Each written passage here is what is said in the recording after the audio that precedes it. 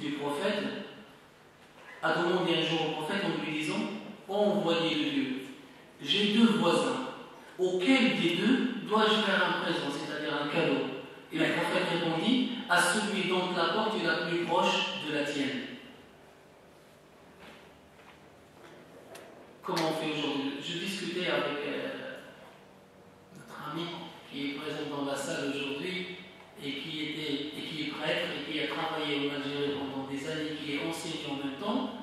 Il m'a dit, je me rappelle à l'époque, quand on me ramenait un plateau de couscous, et bien quand on mange, c'est impossible qu'on rende l'assiette vide. Vous vous rappelez ça? Quand quelqu'un vous donne un cadeau, eh bien ça fait vraiment pas bien si vous rendez l'assiette vide. Ça commence à disparaître. Ça commence à disparaître dans notre société. Il faut faire revivre chez Soda. Il faut faire revivre cette dépendance et interdépendance entre nous et nos voisins. Aujourd'hui, combien de personnes jettent la nourriture dans la poubelle? Combien de personnes dorment dans les rues qui n'ont rien à manger? Combien de personnes gaspillent de l'argent? Combien d'autres n'ont pas un euro pour acheter une baguette? On vit dans un monde où c'est devenu aujourd'hui une expression comme une réalité, chacun pour soi, Dieu pour tous. Non, pas chacun pour soi. Tu ne vis pas tout seul.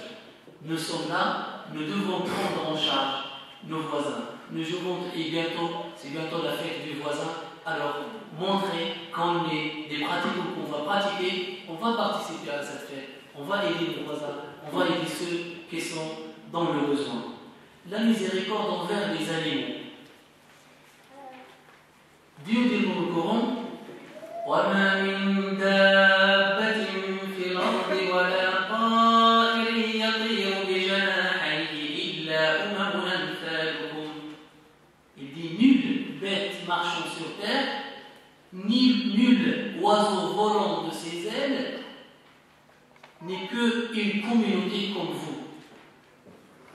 Le prophète de l'Islam nous dit, il nous apprend à être miséricordieux envers les animaux. Là, j'adresse la parole à nos amis chrétiens. Quand vous entendez surtout pendant la fête du mouton, comme on dit la fête du sacrifice, qu'il y en a qui égorgent le mouton dans la baignoire, qu'il y en a qui ne respectent pas, eh bien, ils sont dans le tort.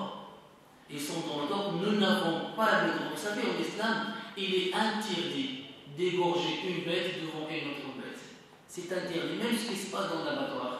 Même dans les abattoirs qui sont réellement mobiles. Ils disent, si vous voulez égorger une bête, alors ne lui montrez même pas le couteau avec lequel vous allez égorger. Le prophète a vu quelqu'un en train d'aiguiser son couteau avant d'égorger une bête et il lui dit: ne tue pas la bête deux fois. La première fois en lui faisant peur et la deuxième fois, mais aiguise ton couteau à l'extérieur et loin de la bête, et après fais ton travail de la meilleure manière pour ne pas faire souffrir l'animal. Il est dans la tradition musulmane, c'est une parole du prophète qui dit qu'une femme fut voûtée à l'enfer à cause d'une chatte. Elle l'a enfermée chez elle, elle ne lui a pas donné à manger et elle ne l'a pas laissé partir. Elle a emprisonné sa chatte jusqu'à ce qu'elle était morte. Et le prophète nous dit que le sort de cette femme a été l'enfer. Un autre homme a trouvé un chien qu'il voulait boire. Et qu'est-ce qu'il a fait cet homme? C'était le prophète qui dit ça. Il dit que cet homme-là, en un passant, il a vu ce chien dans cet état-là. Eh bien, il a utilisé ses chaussures pour prendre de l'eau, parce que c'était la seule solution qu'il avait. Pour prendre de l'eau d'un puits, utiliser ses chaussures pour prendre de l'eau et donner à boire à cet animal. Donner à boire à ce chien. Et aujourd'hui, quel est notre comportement envers les animaux? Quelle est la miséricorde qu'on a envers les animaux? Les animaux, nous avons un devoir envers eux, et vous avez dans les textes que j'ai distribués un autre exemple qui parle de cette miséricorde envers les animaux. La miséricorde envers les pécheurs. Et quand je dis les pécheurs, ce n'est pas avec accent circonflexe, c'est les pécheurs, c'est ceux qui ont fait les péchés. La miséricorde en Dieu. Quand vous voyez, et ça nous arrive, des fois on voit des jeunes et des hommes et des femmes qui viennent en détresse, qui viennent, mais vraiment dans un cas de désespérance. Ils viennent, et ces gens-là, il ne faut pas les condamner. Nous, aujourd'hui, quelques-uns ont tendance à condamner. Toi, tu fais tout ça et tu veux que Dieu te pardonne, jamais il te pardonnera. Mais qui t'a donné le droit de parler comme ça? Qui t'a donné le droit de juger? Cette relation avec Dieu, tu n'interviens pas. Cette relation verticale, et là je sais que Frédéric il aime bien cette relation verticale et relation horizontale, cette relation verticale avec Dieu, elle ne sera saine que si ta relation horizontale avec les gens est saine. Ce sont deux relations interdépendantes. Tu veux être bien avec Dieu, sois bien avec les hommes, H majuscule. Si tu veux être bien avec les hommes, H majuscule, sois bien avec ton Seigneur et rends ta relation forte avec Dieu. Donc Dieu dit dans le Coran, ô mes serviteurs qui avaient commis des excès à votre détriment, ne désespérez pas de la miséricorde de Dieu. Dieu en vérité pardonne tous les péchés. Oui, c'est lui le tout pardonneur, le tout miséricordieux. Pour en conclure, la conclusion, qu'est-ce qu'on doit apprendre de ce message? Et quel est le message qu'on doit apprendre aujourd'hui? C'est que dans le rapport aux humains, dans le rapport avec les animaux, dans le rapport avec l'environnement même, vous savez, tous les problèmes aujourd'hui qui sont liés à l'environnement, nous avons une responsabilité, nous avons un devoir envers cet environnement, envers les arbres, envers les plantes, envers toute la nature. Donc, dans nos rapports avec ces choses-là, c'est de l'amour, le respect et la compassion qui devraient habiter nos consciences et nos esprits, qui devraient motiver nos actions et nos agissements et nous donner, ou bien donner sens à notre vie. Tout acte, toute pensée, toute parole doit être accompagnée d'une méditation, d'une réflexion qui nous ramène à la miséricorde. Avec la miséricorde, nous allons développer notre humanisme, nous allons développer notre attitude à l'égard des autres, et cela, bien sûr, comme je disais tout à l'heure, cela dépend de notre relation avec Dieu, le tout miséricordieux, qui va nous donner qui va réveiller dans nos esprits ce souffle divin qui est la miséricorde.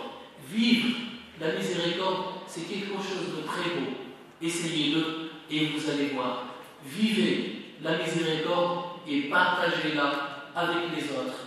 Vous ne pouvez pas être miséricordieux, essayez. Un homme est venu voir le prophète un jour et il a vu le prophète prendre son petit-fils dans ses bras et l'embrasser.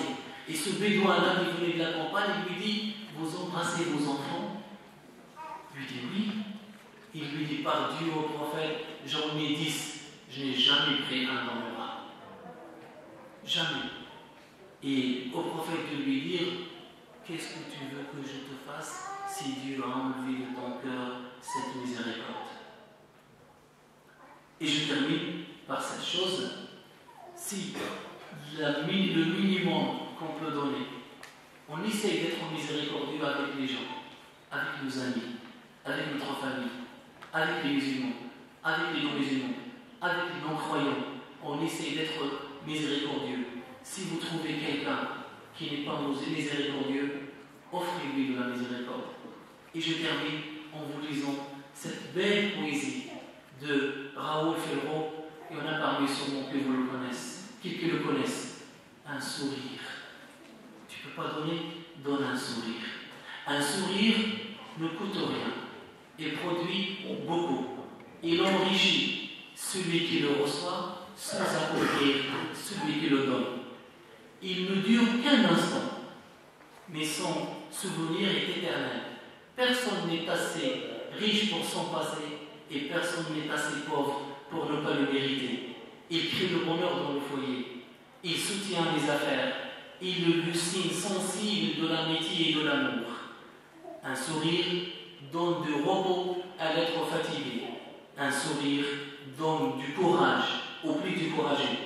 Il ne peut pas s'acheter. Il ne peut ni s'acheter, ni se voler, ni se prêter. c'est une chose qui n'a de valeur qu'à partir du moment où tu le donnes. Et si toutefois tu rencontres une personne, regardez ce qu'il dit, c'est beau ce qu'il dit, si toutefois vous rencontrez quelqu'un qui ne sait plus sourire, donnez-lui, soyez généreux et donnez-lui le vôtre, car nul n'a besoin d'un sourire que celui qui ne peut pas le donner. Soyez souriants, soyez miséricordieux, aimez vos proches et n'oubliez pas de dire à ceux que vous aimez, que vous les aimez. Merci.